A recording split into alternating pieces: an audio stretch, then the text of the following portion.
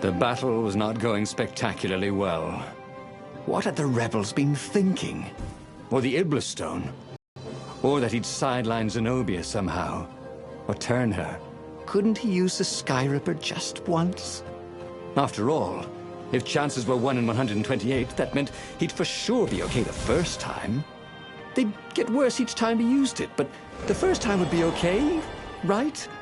He wasn't sure that it was right. So he didn't fire the Sky Ripper. He just brought it along, in case.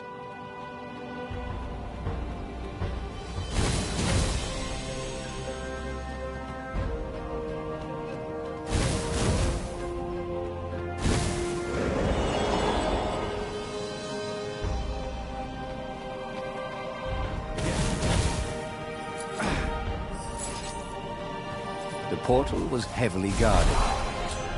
It must go someplace they really didn't want it to go.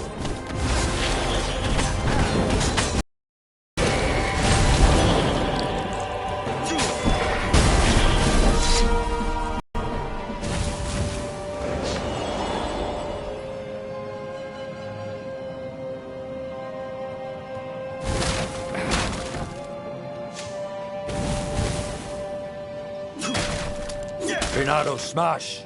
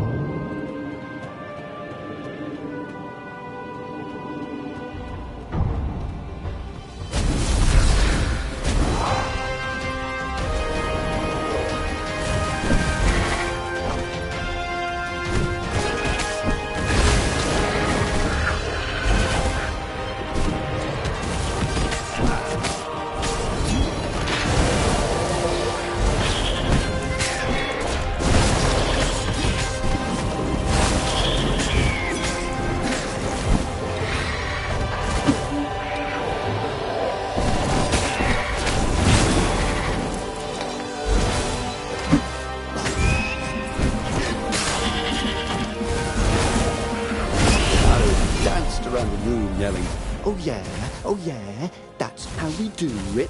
It was something he liked. Someone had told him the odds didn't change just because you'd had a streak of good luck. His gut told him that was wrong, though. And he always listened to his gut. On the other hand, 128 chances to win, but one of them to destroy the universe. That seemed a bit serious. Maybe he could defeat the Emperor without firing the Sky Ripper. Maybe he could bluff, but with a real weapon. Like in cards, when you had 3 knaves, but you pretended you had a fizbin. That could work.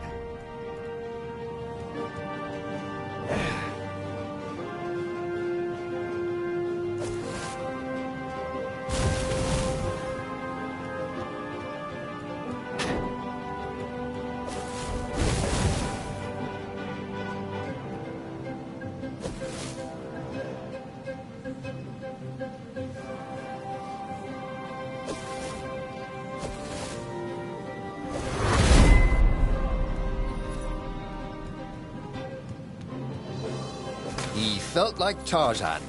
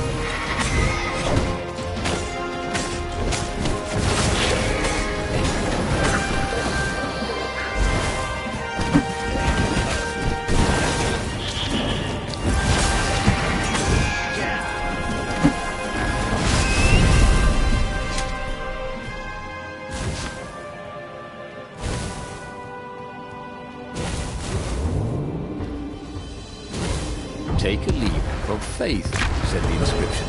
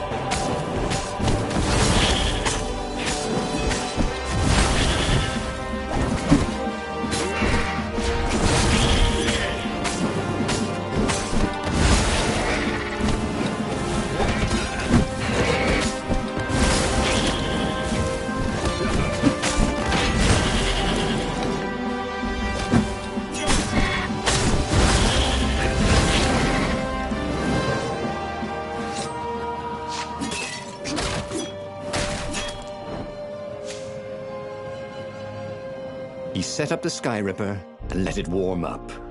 He would bluff if he had to. Zenobia came out, flanked by a very daunting platoon of ravens. "You won't actually use that," she said in that annoying, "I know everything because I'm a cat and you know nothing because you're just a fox" voice she had. "Oh, I know the odds." Good, because there's a real chance you could destroy the universe. No, not the first time I use it. The odds are too low. What? No? Yeah, sure. The first time, the odds are practically nothing. They only go up if I use it a bunch more times. No, but that's not how odds work. Didn't you pay attention in class? Now surrender, or I'll use it. Just once, he said. Don't. He felt sure the odds were with him. You have to go with his gut. That's what heroes do. "Fire," he said. "Please?" The Sky Ripper fired. With a tremendous whoosh, the Emperor's flagship went up in flames. It was awesome. And then he noticed there was a hole in the air. A blackness, like a tear in a parchment. Wind was blowing into it, widening it. It grew larger, and even larger. Crates fell upwards into it, and the world itself seemed bent, like the reflection on a curved mirror, as it poured into the ravenous hole. 1 in 128. What are the odds? Thought Renato, and then everything fell into the hole and was gone. Okay, that was weird.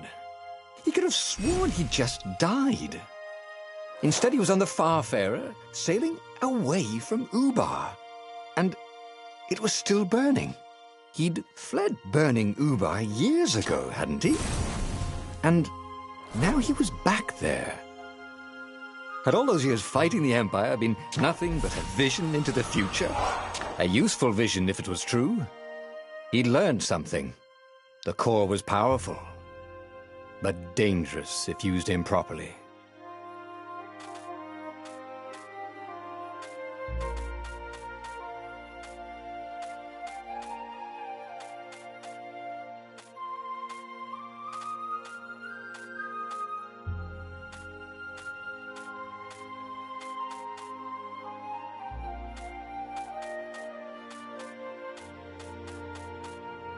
He'd made bad choices.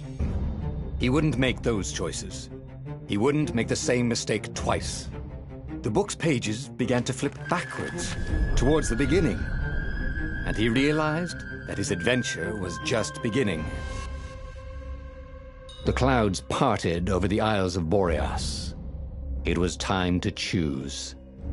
The rebellion was in trouble.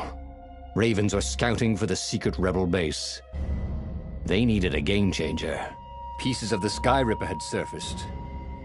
Renata knew that using it could go catastrophically wrong, but he was sure he could figure out how to use it safely. Also, a temple had risen out of empty desert. The Emperor had brought the Sky Ripper pieces up out of ancient burial by his obscene rituals. Could this be where the Iblis stone was hidden? Someone better get it before he does, thought Renato. On the other hand, his old friend Lapino needed rescuing. Lapino was no game changer, but could Renato really leave an old friend to the Ravens?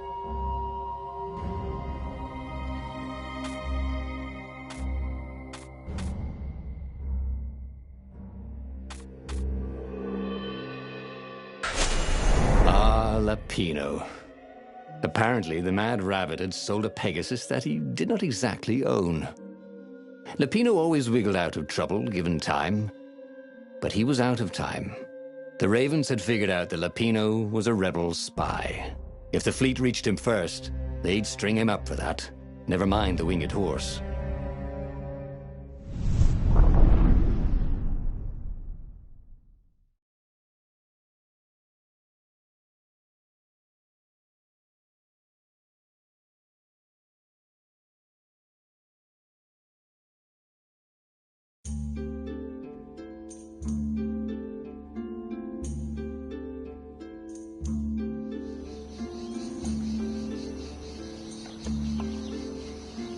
Lapino had apparently managed to confuse the judge by arguing that he hadn't actually stolen a winged horse. He'd only sold it.